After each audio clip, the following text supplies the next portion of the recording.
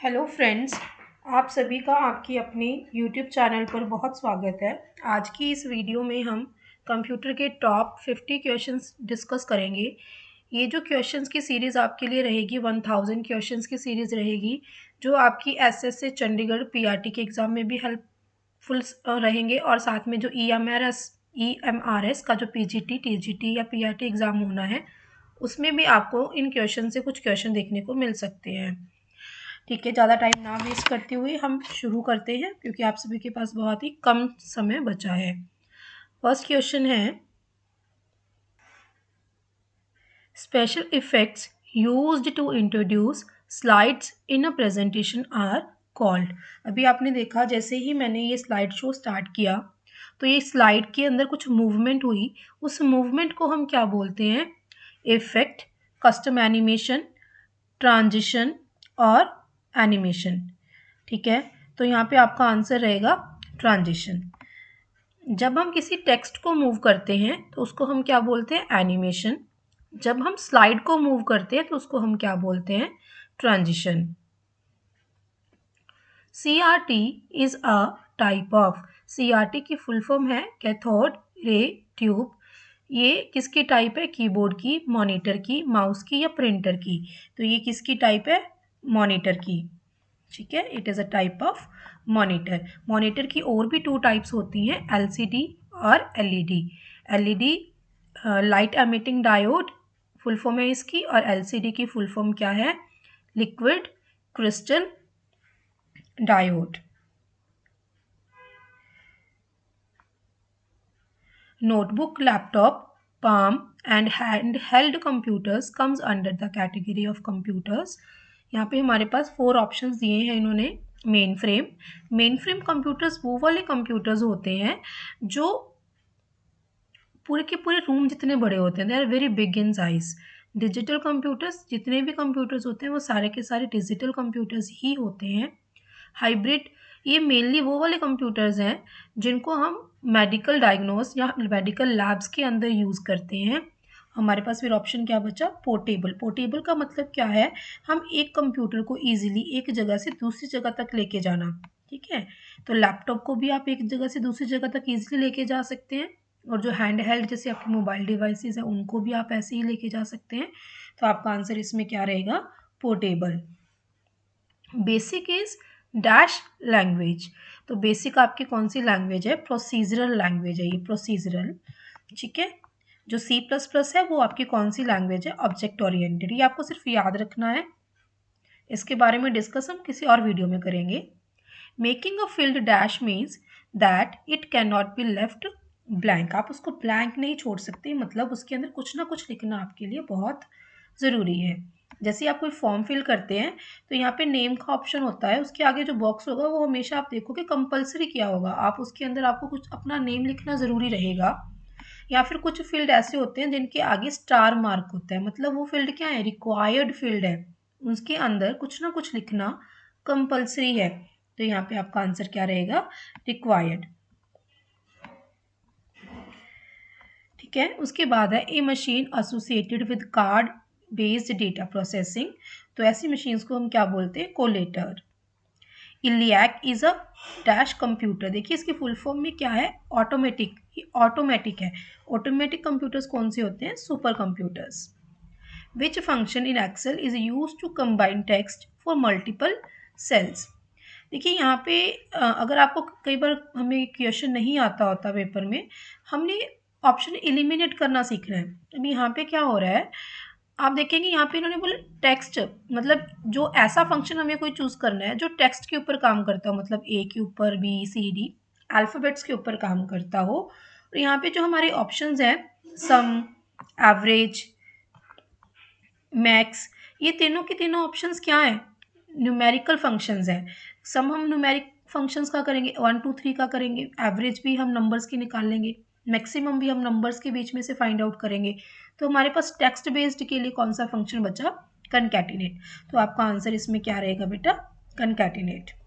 Microsoft outlook, Microsoft sweet जब हम install करते हैं तो उसके अंदर हमारे पास काफ़ी सारे सॉफ्टवेयर इंस्टॉल हो जाते हैं। एक्सेल हुआ, वर्ड हुआ, पावर पॉइंट हुआ, उनमें से ही एक सॉफ्टवेयर है आउटलुक। अब आउटलुक का यूज़ बताना है आपने, ठीक है। इन्होंने लिखा है क्रिएटिंग स्प्रेडशीट्स।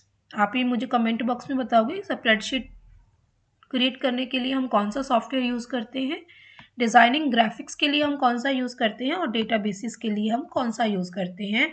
और बचा हमारे पास option sending and receiving emails, जो ये हमारा आंसर रहेगा। जैसे जीमेल से हम क्या करते हैं, मैसेजेस ईमेल्स को सेंड करते हैं, वैसे ही आउटलुक से भी कर सकते हैं। ये बहुत ही अच्छा टूल है। Dash key is use to insert a new worksheet in Excel. ये शॉर्टकट की है। शॉर्टकट कीज की एक अलग से वीडियो डालूंगी मैं, जिसमें 100 शॉर्टकट कीज एक ही वीडियो के अंदर करवाई जाएंगी। फिलहाल इसका आंसर क्या रहेगा, shift plus F11। Dash key is use to where can page number added to the document. Document के अंदर जो पेज नंबर है हम पेज के टॉप पे भी लिख सकते हैं और पेज के बॉटम पे भी लिख सकते हैं। तो हेडर एंड फुटर हम कहीं पे भी लिख सकते हैं। तो हमारा आंसर क्या रहेगा, C, that is both. Dash key is used to open save as box. हमारी फाइल पहले से ही सेव है, हमने उसको किसी और नेम से सेव करना है, तो उसके लिए हम क्या यूज़ करेंगे, शॉर्टकट की हमारी फंक्शन की है ये, F12। बेसिक की फुल फॉर्म आपकी क्या रहेगी, beginners all purpose symbolic instruction code. ये जो लैंग्वेज है 6th-7th में बच्चे पढ़ते हैं इस लैंग्वेज को, बहुत ईजी और इंटरेस्टिंग लैंग्वेज रहती है ये। इसकी फुल फॉर्म है beginners all purpose symbolic instruction code, और ये प्रोसीजरल लैंग्वेज है, हमने पीछे डिस्कस किया था। द अर्लीस्ट कैलकुलेटिंग डिवाइस कौन सी है, अर्लीस्ट सबसे पहले जो हमारी कैलकुलेटिंग डिवाइस थी वो कौन सी थी, that was abacus. Abacus abacus को हम आजकल भी यूज़ करते हैं बच्चों को सिखाने के लिए, कहते हैं इससे बच्चों का माइंड बहुत शार्प हो जाता है कैलकुलेशंस के अंदर। और इसके अंदर 2-3 क्वेश्चंस और भी बनते हैं, कई बार पूछ लेते हैं कि अबेकस को किसने डेवलप किया था। It was developed by China, Chinese peoples ने इसको डेवलप किया था अराउंड 5000 ईयर्स अगो, 5000 साल पहले अबेकस को चाइनीज पीपल ने डेवलप किया था। ऐसा क्यों उन्होंने ऐसा क्यों किया, क्योंकि उस टाइम पे ना जो लोग थे काउंटिंग के लिए ना स्टिक्स का, स्टोन्स का, पत्थरों का यूज़ करते थे, मतलब पेबल्स का। लेकिन फिर उन्होंने महसूस किया कि हमें बड़ी बड़ी कैलकुलेशंस करने के लिए बहुत ज़्यादा टाइम लग जाता है और हम कर नहीं पाते हैं इतनी बड़ी calculations by using the stones and pebbles. तो उन्होंने सोचा कि हमारे पास कोई ऐसी डिवाइस होनी चाहिए कि हम उस डिवाइस के पे ही जो बिगर कैलकुलेशंस है उसको परफॉर्म कर सकें। और invention is the mother of each and everything, need, necessity is the mother of invention. तो यहाँ पे नेसेसिटी उनको फील हुई कि डिवाइस ऐसी होनी चाहिए जिसके ऊपर हम कैलकुलेशंस इजीली कर सकें। तो वहाँ पे उन्होंने एक डिवाइस को इन्वेंट किया जिसका क्या नाम रखा गया, abacus. Artificial intelligence 5th generation computers का एग्जाम्पल है। इंटीग्रेटेड सर्किट्स को किसने डेवलप किया, JS किल्बी ने। यहाँ पे आपका एक क्वेश्चन बनता है, आपको बताना है कि जो इंटीग्रेटेड सर्किट्स थे वो कौन से जनरेशन के अंदर यूज़ किए जाते हैं। मतलब हमारे पास कंप्यूटर की 5 जनरेशन्स रही हैं, 1st, 2nd, 3rd, 4th and 5th। आपको ये बताना है IC या इंटीग्रेटेड सर्किट्स हम कौन से जनरेशन के अंदर यूज़ करते थे। अब भी करते हैं लेकिन यहाँ पे इनके बिना काम ही नहीं चलता था, आपको वैसे जनरेशन बतानी है। Who is called as father of computers, तो इसका आंसर आएगा चार्ल्स बैबेज। इन्होंने 1833 में और 22 में, 1822 में इन्होंने डिफरेंस इंजन का इन्वेंट किया और 1833 में इन्होंने एनालिटिकल इंजन बनाया जो बिल्कुल वैसे ही काम करता था जैसे आजकल के कंप्यूटर्स काम करते हैं। मींस आजकल के कंप्यूटर के अंदर इनपुट आउटपुट, स्टोरेज यूनिट है, इनपुट यूनिट है, आउटपुट यूनिट है, प्रोसेसिंग यूनिट है। वैसे ही जो इन्होंने एनालिटिकल इंजन बनाया था उसके अंदर भी ऐसे ही कुछ 4 पार्ट्स थे। यूनिवैक हमारा 1st जनरेशन कंप्यूटर है और इसकी फुल फॉर्म क्या है, यूनिवर्सल ऑटोमेटिक कंप्यूटर, ठीक है। ASCII and EBCDIC are the popular character coding systems. EBCDIC की फुल फॉर्म क्या है, extended binary coded decimal interchange code. मैं आपका टाइम ज़्यादा वेस्ट नहीं कर रही हूँ, जो चीज़ें आपको याद करने लायक हैं वो आप 1 मिनट में लर्न कर सकते हैं, उसमें समझाने के लिए टाइम वेस्ट नहीं करूँगी। जो समझाने वाली चीज़ें वही आपको बताई जाएंगी। ये सभी को पता ही होगा। Dash is the measurement of things such as fingerprints, retinal scams use for security access, biometrics. जब आपके फिंगरप्रिंट्स वगैरह लिए जाते हैं तो उसको हम क्या बोलते हैं, बायोमेट्रिक्स। सिलेक्टेड कमांड को रन करने के लिए हम क्या यूज करते हैं, एंटर की। क्या यूज करते हैं, एंटर की। Smallest unit of data in computer is, सबसे छोटा यूनिट जो है उसको हम क्या बोलते हैं, बिट। आपको पता है जो आपका कंप्यूटर है बाइनरी लैंग्वेज को अंडरस्टैंड करता है, ठीक है। बाइनरी लैंग्वेज के अंदर सिर्फ 2 ही डिजिट्स होते हैं, 0 एंड 1। इस सिंगल डिजिट को हम क्या बोलते हैं, बिट। जब हम ऐसे 4 डिजिट्स लिख लेते हैं तो इसको हम क्या बोलते हैं, निबल।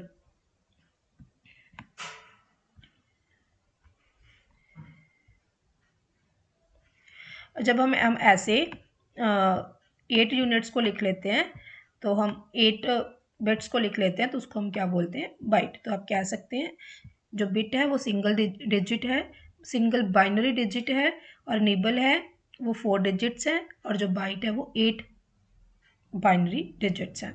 तो यहाँ पे हमारा आंसर क्या रहेगा, A, bit. Smallest unit bit. 1 nibble is equal to, अभी हमने डिस्कस किया क्या आंसर आएगा इसका, 4 bit. 1 byte it is equal to 8 bits. Shortcut key to create a new folder is control plus shift plus n. याद करने वाली चीजें आप याद कर सकते हैं। To refresh the computer, dash key is used, F5. Which key is used to rename a selected icon? जो आइकन है उसके नेम सिलेक्ट किया हुआ है हमने, उसका नेम चेंज करना है तो हम क्या यूज करेंगे, F2। डायलॉग बॉक्स को ओपन करने के लिए हम क्या यूज करेंगे, विंडो प्लस आर। हेल्प के लिए हमारी शॉर्टकट की क्या है, F1।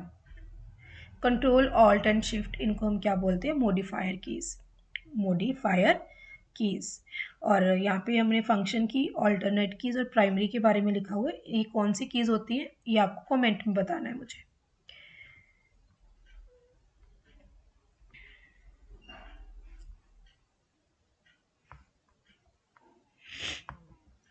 की use to exit the program, एक प्रोग्राम को एग्जिट करने के लिए हम कौन सी की यूज करते हैं, escape. 1 MB is equal to dash kilobytes. 1 MB के अंदर कितने किलोबाइट्स होते हैं, 1024। ये मेमोरी यूनिट्स है, इसकी भी मैं एक सेपरेट वीडियो बना दूंगी 5-10 मिनट की, जिसमें आपको मेमोरी के बारे में, उसके टाइप्स और उसके यूनिट्स के बारे में पता चल जाए। यहाँ पे कई बार ना 1024 की जगह पर you can get the option as 1000, तो वो भी सही है, कंफ्यूज होने की ज़रूरत नहीं है। यूएसबी की फुल फॉर्म क्या है, यूनिवर्सल सीरियल बस। देखिए यहाँ आपको समझाने की ज़रूरत नहीं है, वहाँ पे मैं आपको ऐसे ही फटाफट स्किप कर रही हूँ ताकि आपका टाइम वेस्ट ना हो। बैठने को तो मैं कितना भी टाइम यहाँ पे पिक्चर्स वगैरह इंक्लूड करके आपको बता सकती हूँ, लेकिन फिर मुझे ऐसा लग रहा है कि आपके पास टाइम बहुत कम है। Dash provides N interface between user and hardware. User and hardware के बीच में इंटरफेस कौन प्रोवाइड करता है भाई, ऑपरेटिंग सिस्टम। ऑपरेटिंग सिस्टम के एग्जांपल्स क्या हैं, विंडोज़, लिनक्स, एंड्रॉयड, ये सारे के सारे क्या हैं, ऑपरेटिंग सिस्टम्स हैं, जिनके ज़रिए हम अपने हार्डवेयर से कोई भी काम करवा सकते हैं। ऑपरेटिंग सिस्टम का कौन सा फंक्शन नहीं है, अब ऑपरेटिंग सिस्टम का फंक्शन क्या है, आपके कंप्यूटर के अंदर सब कुछ मैनेज करना। आप इतना याद रखिए कि आपके कंप्यूटर के अंदर, आपके मोबाइल फ़ोन के अंदर सब कुछ मैनेज करने का काम कौन करता है, ऑपरेटिंग सिस्टम। तो यहाँ पे 3 ऑप्शंस के अंदर मैनेजमेंट लिखा हुआ है, सिर्फ एक ऑप्शन के अंदर मैनेजमेंट नहीं लिखा हुआ, तो हमारा आंसर क्या रहेगा, यही रहेगा। लेकिन फिर भी हम थोड़ा सा डिस्कस करेंगे इन तीनों फंक्शंस के बारे में। अब ऑपरेटिंग सिस्टम का काम क्या है, रिसोर्स मैनेजमेंट। आपको क्या करना है, कोई फाइल को प्रिंट करना है तो आपको प्रिंटर एलोकेट करना, ये कौन करेगा, ऑपरेटिंग सिस्टम करेगा। प्रिंटर आपको एलोकेट कौन करेगा, ऑपरेटिंग सिस्टम। तो इसी को हम क्या बोलते हैं, रिसोर्स मैनेजमेंट। फाइल मैनेजमेंट, आपके कंप्यूटर के अंदर कितनी सारी फाइल्स हैं उनको मैनेज करके रखने का काम भी कौन करेगा, ऑपरेटिंग सिस्टम। आपने जिस फोल्डर के ऊपर क्लिक किया आपको वही वाली फोल्डर आपके सामने डिस्प्ले हो, ये सारा ध्यान कौन रखेगा, ऑपरेटिंग सिस्टम। मेमोरी मैनेजमेंट, अब जैसे आप अपने कंप्यूटर के अंदर कोई डेटा कॉपी करते हैं, कई बार हमारे पास ऑप्शन आ जाता है कि आपके कंप्यूटर के अंदर इनफ मेमोरी स्पेस अवेलेबल नहीं है, या आपकी pen drive out of memory हो चुकी है, मतलब आपका डेटा पहले से ही बहुत ज़्यादा है, आप इसके अंदर इस फाइल को कॉपी नहीं कर सकते। ये मैसेज कहाँ से आया, ऑपरेटिंग सिस्टम से। तो आपके मेमोरी मैनेजमेंट करने का काम, आपको मेमोरी प्रोवाइड करना, आपको मेमोरी के बारे में सारी इन्फॉर्मेशन देना, ये सारा काम कौन करेगा? Manage operating system. नेटवर्किंग तो हम खुद करेंगे, तो यहाँ पे आंसर क्या आ जाएगा? नेटवर्किंग। यूआरएल की फुल फॉर्म क्या है? Uniform resource locator. यूआरएल ये एक एड्रेस है, किसी भी वेबसाइट का इंटरनेट के ऊपर जो एड्रेस होता है जिसके ज़रिए आप किसी वेबसाइट को ओपन करते हैं। फॉर एग्जांपल www.google.com, तो ये क्या है? यूआरएल है जिसके ज़रिए आप कोई भी स्पेसिफिक पेज इंटरनेट के ऊपर ओपन कर सकते हैं। तो यूआरएल क्या है? एक यूनिक एड्रेस है of every web page on the internet. तो यहाँ पे इसका आंसर क्या रहेगा? Uniform resource locator. यहाँ पे वेब ब्राउज़र कौन सा नहीं है? वेब ब्राउज़र कौन सा होता है? मतलब वेब ब्राउज़र के ज़रिए आप क्या कर सकते हैं? इंटरनेट एक्सेस कर सकते हैं। तो हमारे पास गूगल क्रोम भी एक वेब ब्राउज़र है, Internet Explorer is also the web browser, Mozilla Firefox is also the web browser. तो हमारा आंसर रहेगा MS Word. A dash gives you access to the internet for a fee. तो यहाँ पे हम देखेंगे, तो थोड़ा समझने की कोशिश करते हैं। आपको इंटरनेट एक्सेस करना है तो आप अपने मोबाइल फ़ोन के अंदर रिचार्ज करवाते हैं या अपने सिम कार्ड के अंदर? तो अपने सिम कार्ड को रिचार्ज करते हैं। तो सिम कार्ड क्या है? एक कंपनी है, जैसे टाटा डोकोमो हुआ, या आजकल ऐसे टाटा डोकोमो नहीं है, आइडिया, वोडाफोन, एयरटेल, ये कंपनीज़ हैं जिनके अंदर आप रिचार्ज करवाते हो, that are going to provide the service of the internet to your mobile phone to you. तो यहाँ पे जो ये कंपनीज़ हैं इनको हम क्या बोलते हैं? आईएसपीज़। क्या बोलते हैं इनको? आईएसपीज़। सॉरी, यहाँ पे मैंने आंसर गलत टिक किया हुआ है, इसका आंसर क्या आएगा? आईएसपी। ठीक है, internet service provider. HTML stands for, HTML stands for hypertext made language, hypertext markup language। इसका आंसर क्या आएगा? hypertext markup language। The internet is owned by, देखिए इंटरनेट कोई प्लॉट नहीं है कि हम एक सिंगल बॉडी इसको ओन कर सकती है, नहीं, इसको किसी सिंगल बॉडी ने ओन नहीं किया हुआ है। सिंगल बॉडी का इंटरनेट के ऊपर कोई हक नहीं है। Common language use to create web pages को क्रिएट करने के लिए हम क्या यूज़ करते हैं? HTML। Dash is a set of rules. Rules, internet के ऊपर इंफॉर्मेशन को सेंड एंड रिसीव करने के लिए कुछ रूल्स बनाए जाते हैं, उन रूल्स को आगे कंबाइन कर दिया जाता है और उस कॉम्बिनेशन को हम क्या बोलते हैं? प्रोटोकॉल। प्रोटोकॉल। ठीक है, बहुत सारे प्रोटोकॉल्स हैं इंटरनेट के ऊपर, हम उनके बारे में वन बाय वन डिस्कस भी करेंगे कभी। Dash refers to usages of media such as text, graphics, photographs, audio, video at the same time. तो इसको हम क्या बोलते हैं? मल्टीमीडिया। बहुत सारे मीडियाज़ को यूज़ करके जब हम अपनी थिंकिंग को, अपने व्यूज़ को किसी और पर्सन को बताते हैं तो उसको हम क्या बोलते हैं? मल्टीमीडिया। मीडियम क्या होता है? सिंगुलर। मीडिया उसका क्या हो गया? प्लूरल। जब बहुत सारे मीडियम्स को हम यूज़ करके अपनी थिंकिंग को, अपने व्यूज़ को दूसरे पर्सन को बताते हैं, उसको हम क्या बोलते हैं? Multimedia. YouTube is an example of multimedia. A document that resides on a website, website के ऊपर कोई भी जो डॉक्यूमेंट रिसाइड करता है उसको हम क्या बोलते हैं? Web page. That is web page. Dash is a network that exist exclusively within an organisation. देखिए यहाँ पे बहुत मतलब जो ये क्वेश्चन है, आप हो सकते हैं इंटरनेट टिक करो इसका, बट इसका आंसर इंटरनेट नहीं है। इन्होंने बोला है इंटरनेट तो पूरी दुनिया के अंदर फैला हुआ है, विद इन द वर्ल्ड, पर यहाँ पे इन्होंने लिखा हुआ है ऑर्गेनाइजेशन, सिर्फ एक सिंगल ऑर्गेनाइजेशन के साथ है ये। तो इसका आंसर क्या रहेगा? Intranet. Intranet. Intranet is a network within an organisation. इसकी भी एक फुल फॉर्म है जो आप मुझे कमेंट बॉक्स में बताएंगे। Dash is used to address the websites using their text-based addresses। यहाँ पे ये क्या है? URL। It is a URL। तो यहाँ पे इस URL को ही हम क्या बोलते हैं? DNS।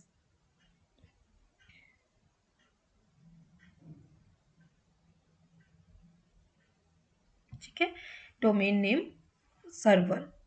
यहाँ पे थोड़ा सा एम्बिग्यूटी लग रही है, DNS और URL आप दोनों को टिक कर सकते हैं, लेकिन क्वेश्चन के सेंस के हिसाब से DNS ही इसका आंसर बनेगा। Dash is a software used for viewing various kinds of internet resources find on www। Yes, कहते एक सॉफ्टवेयर है जिसको आप रिसोर्सेज मतलब वेब पेजेस को देखने के लिए यूज़ करते हैं। www के अंदर तो क्या है, सारे के सारे वेब पेजेस हैं, www.google.com, www.facebook.com, www.instagram.com, तो ये सारे के सारे www से ही शुरू हो रहे हैं। और इन सभी को ओपन करने के लिए हम क्या यूज़ करते हैं, ब्राउज़र। तो ब्राउज़र एक सॉफ्टवेयर प्रोग्राम है जो इंटरनेट के ऊपर वेब पेजेस को देखने के लिए हम यूज़ करते हैं। modem com stands for modulator and demodulator। A web browser, हाँ जी अभी आ गया, वेब ब्राउज़र के ज़रिए हम क्या देख सकते हैं जी, sorry, web pages, you can see the web pages. Which protocol used on most URL addresses. हाँ जी, यूआरएल एड्रेसेस के साथ हम क्या यूज़ करते हैं, हमने देखा होगा ना http//www.google.com, तो ये कौन सा प्रोटोकॉल है, http, इसकी फुल फॉर्म क्या है, hyper text transfer protocol. Online textual talk, textual मतलब लिख के जब हम टॉक करते हैं किसी के साथ उसको हम क्या बोलते हैं, chat. FTP stands for file transfer protocol. Internet के ऊपर फाइल्स को ट्रांसफ़र करने के लिए, अपलोडिंग करने के लिए या डाउनलोडिंग करने के लिए हम क्या यूज़ करते हैं, फाइल ट्रांसफ़र प्रोटोकॉल। अपलोडिंग क्या होता है, जब आप व्हाट्सएप के ऊपर अपनी पिक्चर को, अपनी डीपी के अंदर अपनी पिक्चर को अपलोड करते हो, मतलब फॉर एग्जांपल आपको स्टेटस है, आपके पास एक स्टेटस है, आपके पास कोई वीडियो है, आप व्हाट्सएप के स्टेटस सेक्शन के अंदर उसको अपलोड कर देते हो, मतलब आप जो वो फाइल है, जो वीडियो फाइल है, उसको अपने कंप्यूटर से इंटरनेट के ऊपर भेज रहे हो, उसको हम क्या बोलते हैं, अपलोडिंग। लेकिन कई बार आप किसी और का स्टेटस डाउनलोड कर लेते हो अपने फ़ोन में, वहाँ पे आप क्या कर रहे हो, इंटरनेट से अपने फ़ोन के अंदर उस वीडियो को लेके आ रहे हो, उसको हम क्या बोलते हैं, डाउनलोडिंग। दोनों कामों के लिए हम क्या यूज़ करते हैं, FTP प्रोटोकॉल। हम क्या यूज़ करते हैं, FTP फाइल ट्रांसफ़र प्रोटोकॉल। ये 2 आपके होमवर्क क्वेश्चंस हैं, मैं पढ़ के बता देती हूँ आपको। नेट सर्फिंग एक टर्म है, इसको हम किस लिए यूज़ करते हैं, अपलोडिंग मैंने अभी बताया, डाउनलोडिंग भी बताया, एक्सप्लोरिंग वेब या वीडियो कॉन्फ्रेंसिंग, ये चारों चीज़ें आपको पता हैं तो आप आंसर इजीली बता सकते हैं। Dash is a program that searches through a database of web pages for particular information. किसी भी इंफॉर्मेशन के लिए हम क्या यूज़ करते हैं, इंटरनेट के ऊपर वेबसाइट यूज़ करते हैं, सर्च करने के लिए उसको सर्च इंजन यूज़ करते हैं, वेब इंजन यूज़ करते हैं और वेब प्रोग्राम यूज़ करते हैं। ये दोनों क्वेश्चन है, आपको इनका आंसर कमेंट बॉक्स के अंदर लिखना है। अगर आप ऐसी बहुत सारी और वीडियोस भी देखना चाहते हैं तो keep connected to my channel. अगर आपको वीडियो पसंद आए तो प्लीज़ इसको लाइक और शेयर ज़रूर कीजिएगा, बिकॉज शेयरिंग इज़ केयरिंग। और अगर आपकी तरफ से कोई सजेशंस हैं तो आपके सजेशंस वेलकम है, आप कमेंट बॉक्स के अंदर लिख सकते हैं। Thank you.